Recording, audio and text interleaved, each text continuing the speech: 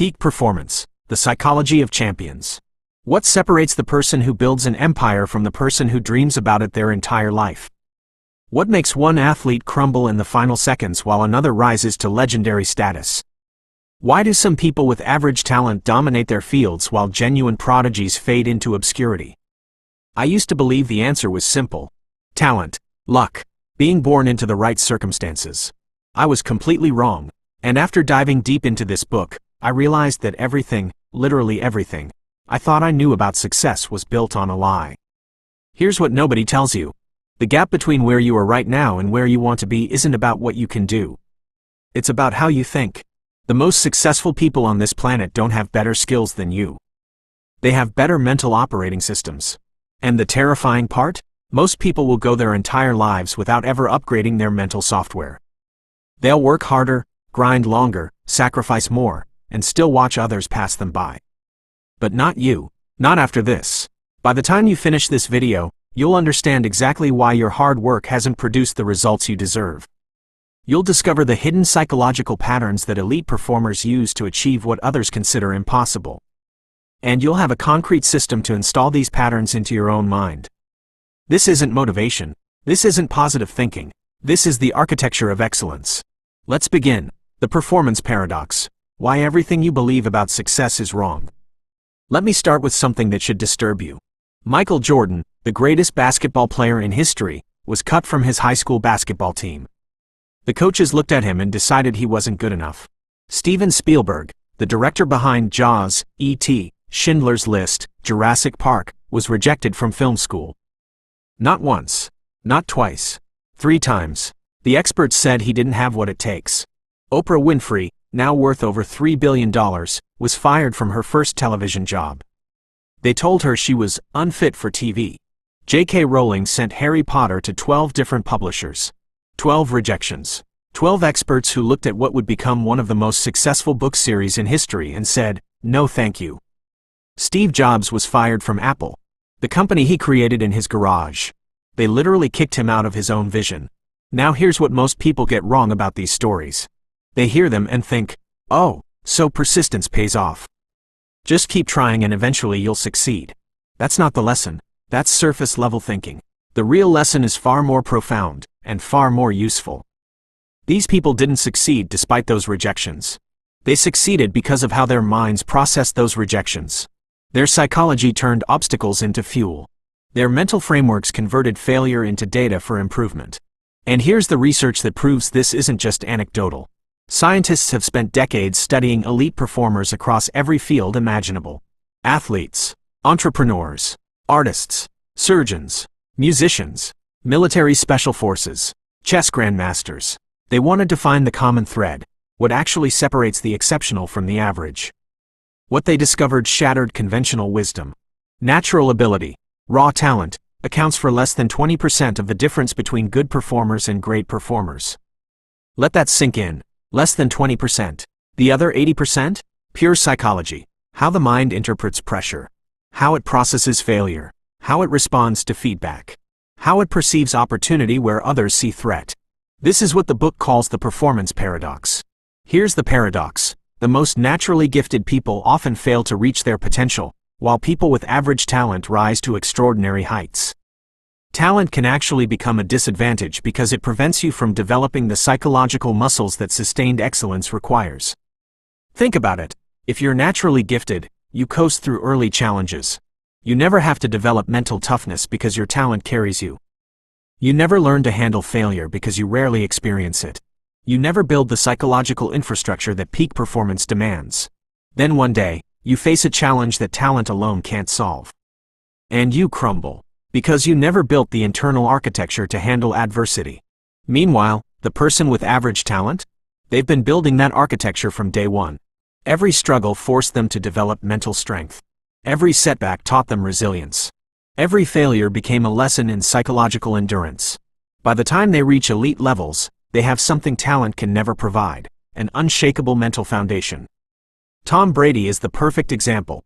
In the 2000 NFL Draft, he was the 199th pick. 198 players were considered more talented. Scouts looked at his physical abilities and saw nothing special. He went on to win 7 Super Bowl championships, more than any player in history. What separated Brady wasn't arm strength or speed or athletic gifts. It was psychological preparation that bordered on obsessive. He studied film not just to understand opponents, but to program his mind for every possible scenario. He visualized games so vividly that by the time he played them, his brain had already rehearsed every situation. His performance actually improved with age, something that should be physically impossible. But his psychological conditioning became so advanced that it compensated for declining physical abilities. This is the truth that will change everything for you. Your potential isn't limited by your talent. It's limited by your psychology. And psychology can be trained. The 7 mental models of elite performers. So what exactly goes on inside the mind of a champion? After extensive research, scientists identified 7 distinct mental models that separate elite performers from everyone else. These aren't personality traits you're born with. They're cognitive frameworks that can be learned, practiced, and mastered.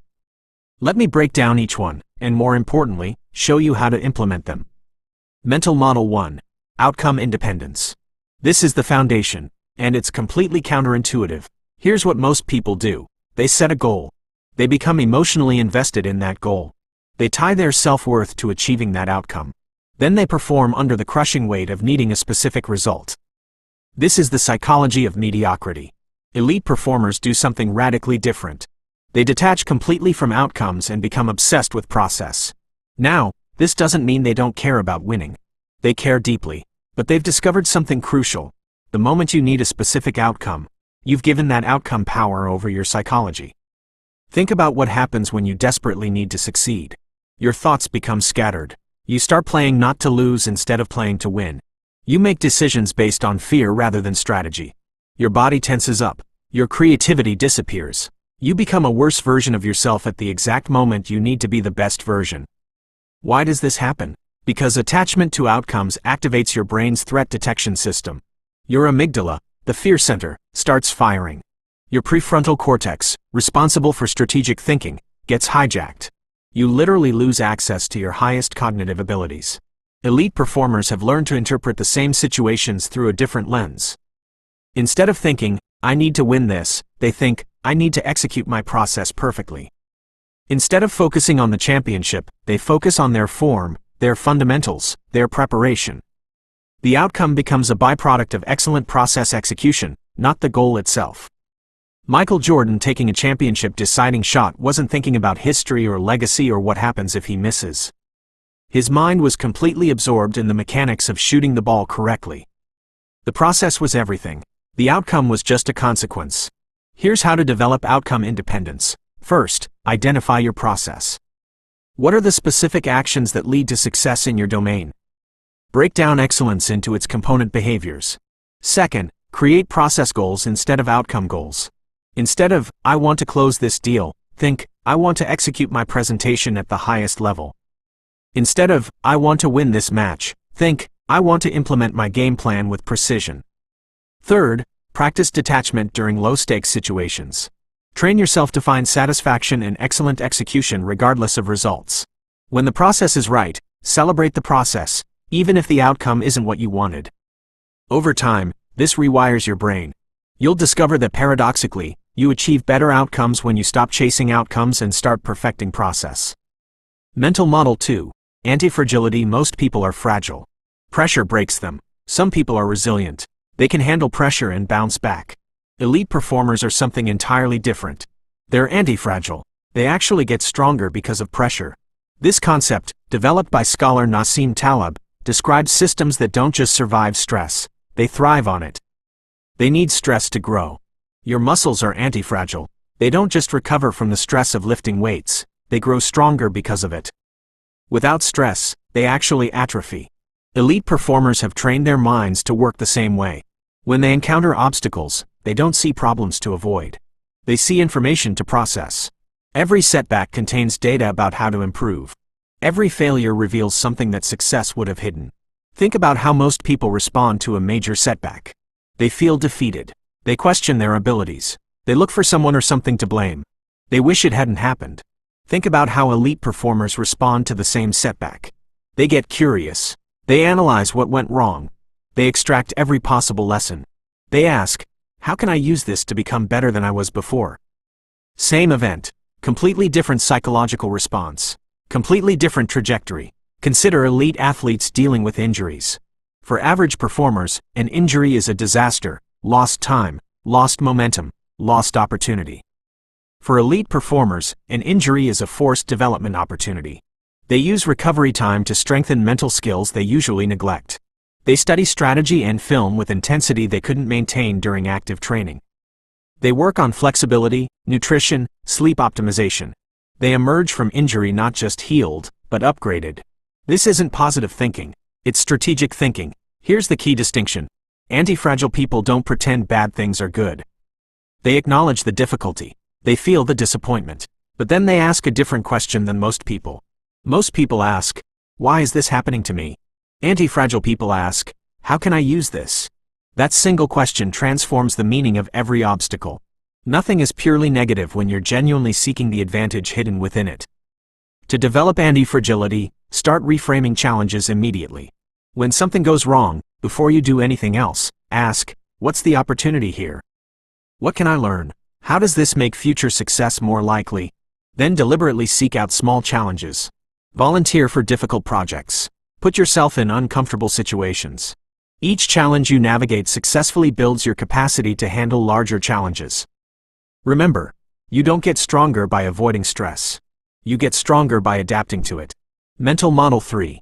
Present Moment Mastery. Here's what happens inside most people's minds during high-pressure moments. They're taking a crucial shot, and they're thinking about the shot they missed last game. They're in an important meeting, and they're worrying about what happens if this deal falls through.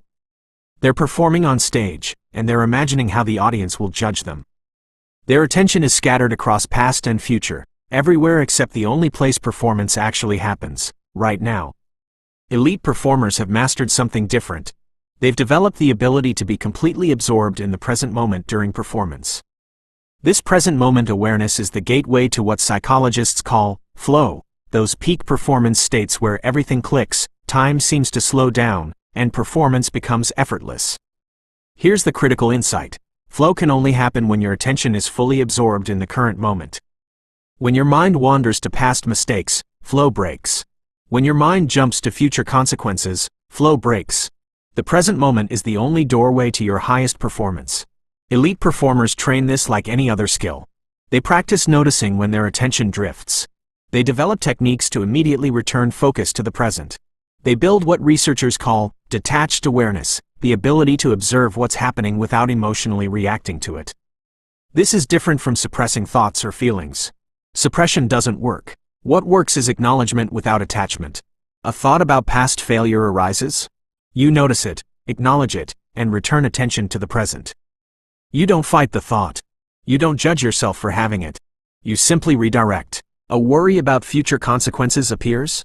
Same process. Notice, acknowledge, redirect. Over time, this redirecting becomes automatic. Your mind learns that during performance, present moment focus is the default state. Here are practical techniques to develop this. Attention anchors. Choose a word or phrase, now, here, this moment, that immediately brings you back to the present when your mind wanders. Practice using this anchor during low-stakes activities until it becomes a reliable trigger. Sensory grounding. When you notice your mind drifting, focus intensely on sensory information. What do you see right now? What do you hear? What physical sensations are you experiencing? This yanks attention back to the present. Single task training. Our constant multitasking has destroyed our ability to focus on one thing. Practice doing single activities with complete attention. Eat without your phone. Walk without podcasts. Have conversations without checking messages. Rebuild your attention span. Mental Model 4. Growth orientation. Elite performers have a fundamentally different relationship with failure than everyone else. Most people experience failure and interpret it as evidence about their abilities. I failed, therefore I'm not good enough. Elite performers experience failure and interpret it as evidence about their strategy. I failed, therefore my approach needs adjustment. This isn't just optimism. It's a completely different cognitive framework for processing setbacks. When elite performers fail, they don't question their fundamental capability. They question their methodology. They assume they're capable of success. The only question is finding the right approach. This growth orientation extends to how they view feedback. Most people are defensive about criticism. They experience it as an attack on their identity. They explain, justify, deflect. They miss the information that could help them improve. Elite performers actively hunt for criticism. They understand that honest feedback is the fastest path to improvement. They don't just tolerate feedback, they're grateful for it, even when it's hard to hear. They also view their abilities as dynamic rather than fixed. They don't say, "I'm not good at this." They say, "I'm not good at this yet." That single word, "yet," changes everything. It implies that current limitations are temporary. It assumes improvement is possible. It creates psychological space for growth. Here's how to develop growth orientation. Reframe every failure as an experiment. Scientists don't feel personally attacked when an experiment doesn't produce expected results. They learn from it and design a better experiment. Adopt the same mindset. Every failure is data. Every setback is information about what to try differently next time. Actively seek feedback. Don't wait for feedback to find you. Ask for it. Specifically ask, "What's one thing I could do better?" Make it easy for people to be honest with you. Practice the word, "yet." When you notice yourself thinking, "I can't do this," add, "yet." When you catch yourself saying, "I'm not good at that," add, "yet." This small linguistic shift creates major psychological change over time. Mental Model 5, Systems Thinking. While most people focus on events and outcomes, elite performers focus on the systems and processes that create those outcomes. This is a crucial distinction. Event-focused thinking sounds like, "I won that competition," or "I lost that deal." Systems-focused thinking sounds like, "What processes led to that outcome? How can I improve those processes? What systems need adjustment?" Elite performers understand that peak performance isn't a single event, it's the result of multiple interconnected systems working together. Preparation systems, training systems, recovery systems, mental conditioning systems. When you think in systems, you stop leaving performance to chance. You engineer it. Consider how elite performers approach preparation. They don't practice randomly or when they feel motivated. They've developed systematic protocols that ensure they're always ready to perform. Every aspect of their preparation follows a deliberate system. Systems thinking also means understanding that small improvements compound over time. Elite performers are constantly refining their systems, looking for marginal gains. A 1% improvement seems insignificant. But 1% improvements across multiple systems, compounded over years, create exponential results. Here's how to develop systems thinking. Map your performance systems. What processes lead to your success? What inputs create your outputs? Write these down. Make the invisible visible. Identify leverage points. Within your systems, where would small improvements create the largest results? Focus your optimization efforts there. Create repeatable processes. Stop relying on inspiration or motivation. Build routines and protocols that generate excellent performance regardless of how you feel on any given day. Mental Model 6, Strategic Patience. Elite performers understand the difference between being patient and being passive. Strategic patience means maintaining aggressive action in the present while keeping a long-term perspective. It means being willing to invest time and effort in capabilities that won't pay off immediately but will create massive advantages over time. Most people lack this. They want immediate results. When progress seems slow, they get discouraged. They switch strategies constantly. They make short-term decisions that undermine long-term success. Elite performers think in years and decades, not days and weeks. They're willing to spend months developing a skill that most people would consider unnecessary. They invest in fundamental capabilities while others chase shortcuts.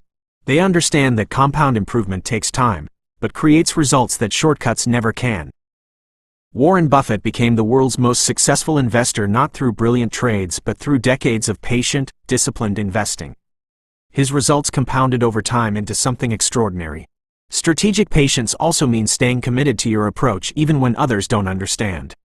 Elite performers often pursue development paths that seem excessive or unnecessary to outsiders. They're willing to be misunderstood in the short term to achieve excellence in the long term. Mental Model 7, Identity Integration. The most powerful mental model is the deepest one. Elite performers don't just perform excellently, they become excellent. Their commitment to peak performance isn't something they do. It's something they are. When excellence becomes part of your identity, maintaining high standards becomes automatic. You don't have to motivate yourself to perform well because performing well is simply how you operate. You don't have to force discipline because discipline is who you are. This is different from identifying with achievements. That's dangerous. When achievements fluctuate, your sense of self fluctuates with them. Identity integration means identifying with your commitment to the process of excellence. Your self-concept becomes, I am someone who pursues excellence every day. This creates incredible psychological stability. A bad performance doesn't threaten your identity because your identity isn't based on any single performance. It's based on your ongoing commitment to growth and excellence. Here's the question that builds this identity. Instead of asking, what do I want to achieve? Ask, who do I want to become? Then take actions consistent with that identity. Every choice either strengthens or weakens your identity. Elite performers make choices that reinforce who they're becoming, not choices that feel good in the moment. The pressure protocol. How to perform when it matters most. Now let's talk about pressure. Because this is where most people completely fall apart.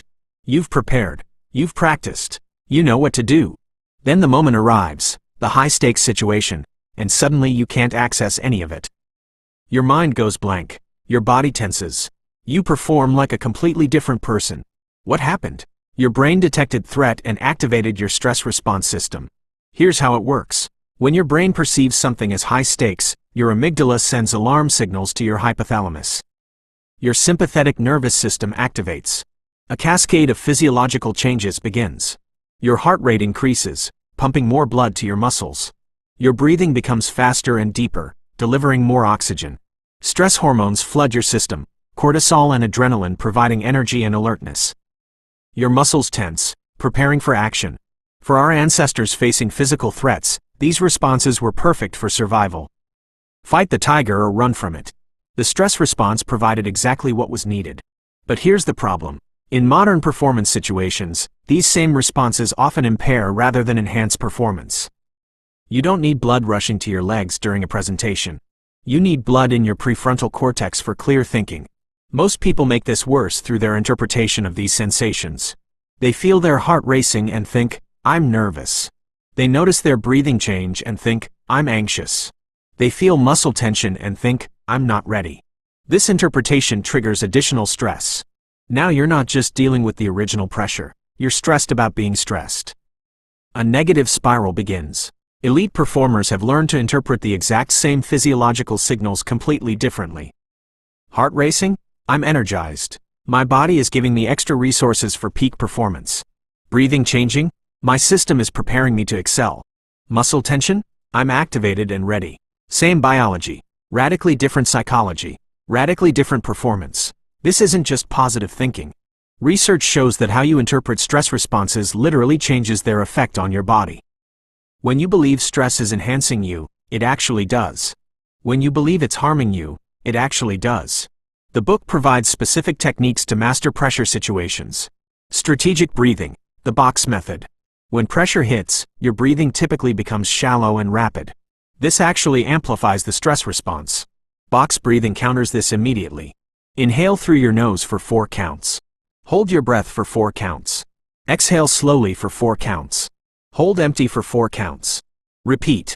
This activates your parasympathetic nervous system, the rest and digest system that counterbalances stress. It tells your brain that you're safe, reducing the intensity of the threat response while maintaining the useful aspects like alertness and energy. Practice this daily, not just in pressure situations. Make it automatic. Then when pressure hits, your body knows exactly what to do. Cognitive reframing. This is the systematic reinterpretation of stress signals. Before high-stakes situations, consciously remind yourself what these physical sensations actually mean. Create a mental script. When I feel my heart racing, that means my body is giving me extra energy. When I feel alert, that means I'm fully engaged. These feelings are my body preparing me to perform at my best. Practice this script during low-stakes situations. Run through it before minor challenges. Make the reframe automatic so it activates without conscious effort during major challenges. Attention anchoring. Pressure scatters attention. Your mind wants to jump between past mistakes and future worries. Attention anchors pull you back to the present immediately. Choose a trigger word or phrase. Now. Here. This moment. Focus. Practice using this anchor whenever you notice your attention drifting. Over time, the word itself becomes powerful enough to immediately center your awareness in the present moment. Stress inoculation. Here's a crucial principle. You can't perform under pressure you haven't practiced under. Elite performers deliberately train in conditions that simulate or exceed the pressure they'll face in actual performance.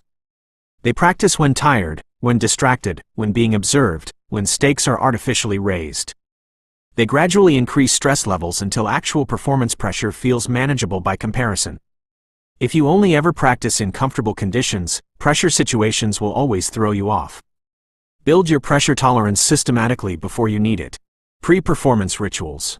Elite performers use specific routines that automatically trigger optimal performance states.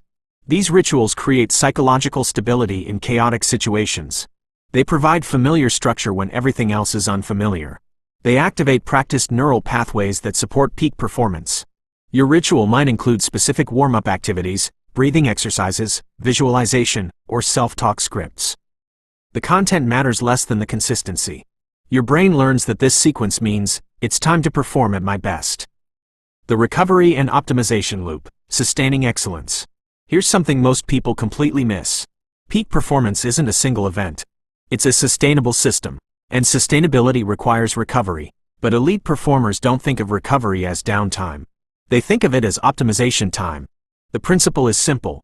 You can only perform at the level you can recover to. If you can't fully recover from one peak performance, your next performance will be compromised. If you never fully recover, you enter a decline spiral that ends in burnout. This is why so many high achievers crash. They treat recovery as lost time, time when they could be working, practicing, advancing. So they minimize it, and eventually, they pay the price. Elite performers have discovered that recovery itself can be a performance enhancement tool. Sleep optimization. Sleep isn't just rest. It's when your brain consolidates learning, clears metabolic waste, processes emotional experiences, and rebuilds cognitive resources. Sleep quality matters more than quantity. 6 hours of optimized sleep beats 8 hours of poor sleep. Elite performers engineer their sleep environment.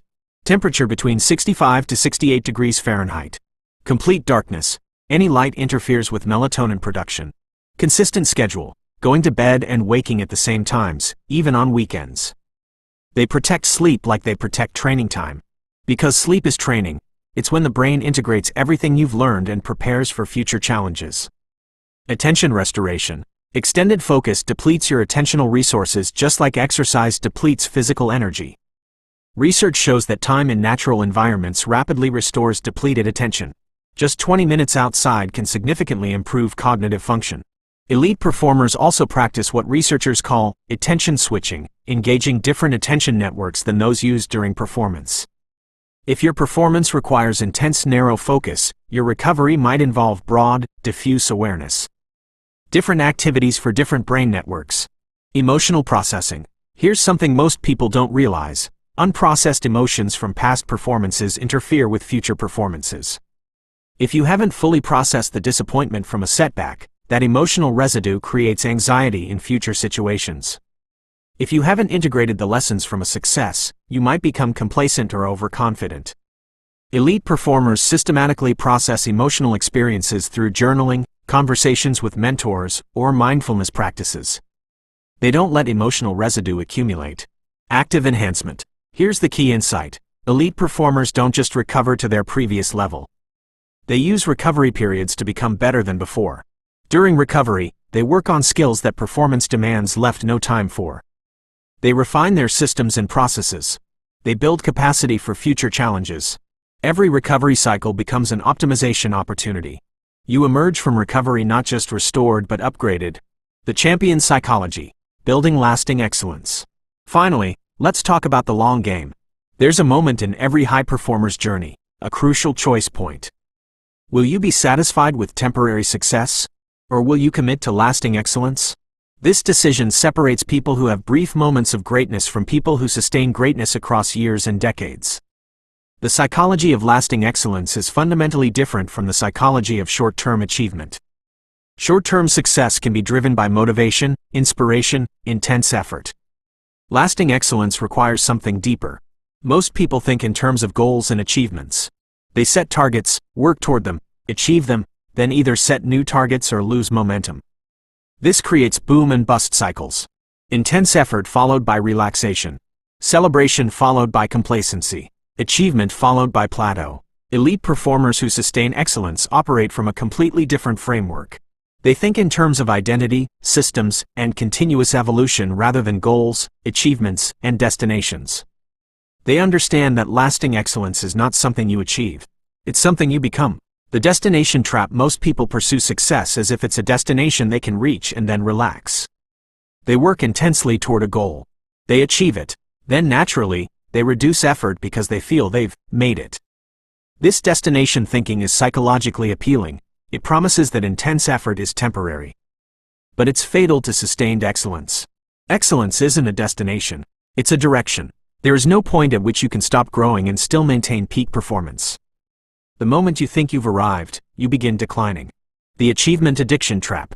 Many high achievers become psychologically dependent on the emotional highs from reaching goals and receiving recognition. They chase bigger and bigger achievements to recreate those highs. But this creates an unsustainable cycle. You need constantly escalating accomplishments to feel satisfied.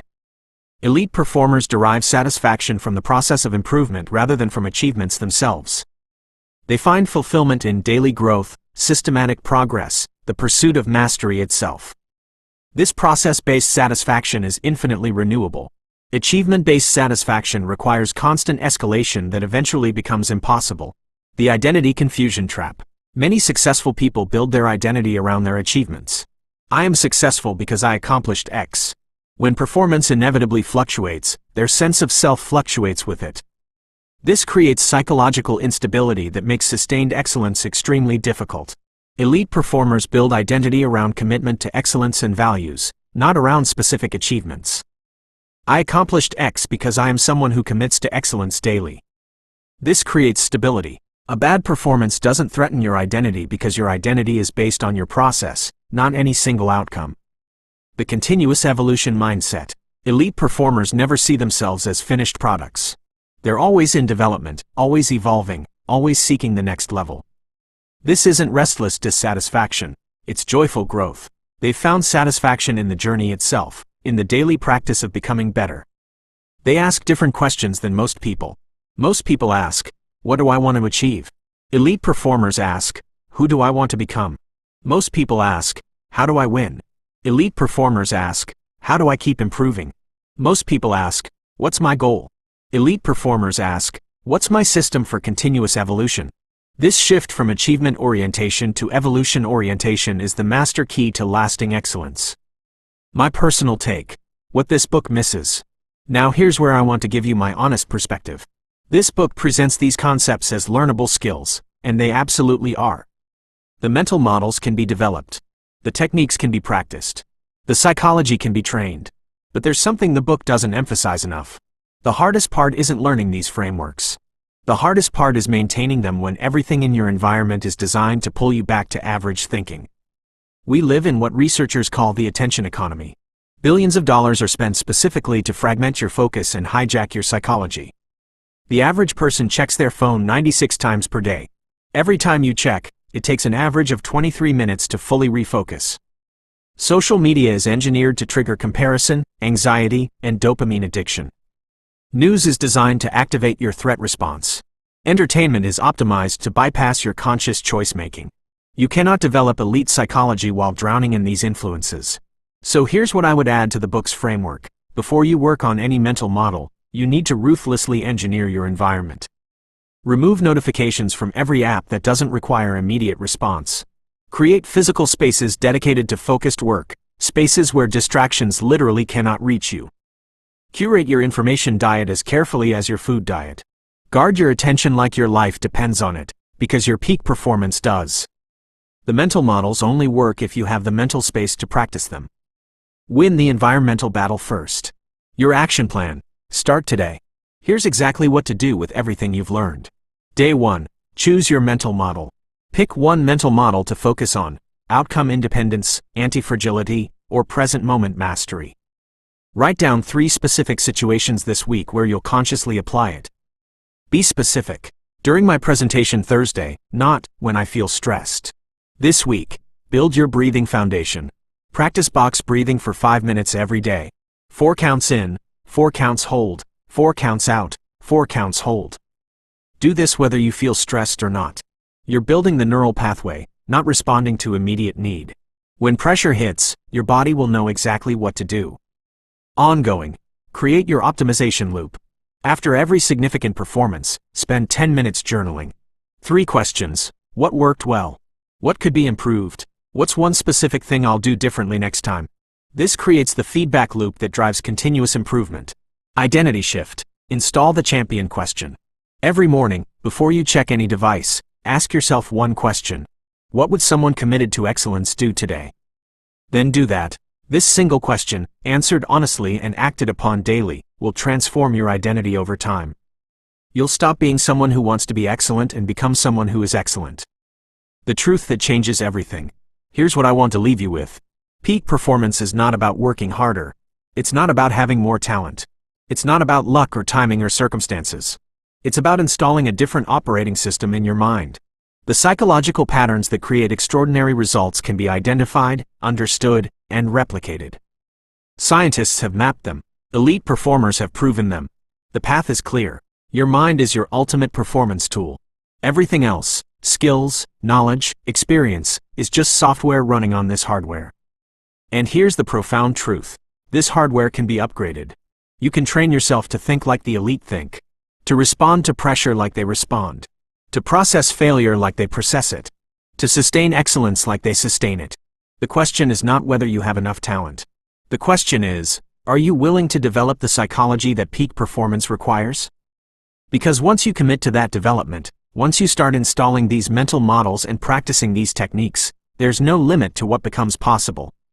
The people who dominate their fields didn't start with advantages you don't have. They developed mental frameworks you haven't developed yet. That's the only difference. And it's a difference you can close, starting today. Now I want to hear from you. Which of these mental models do you struggle with most?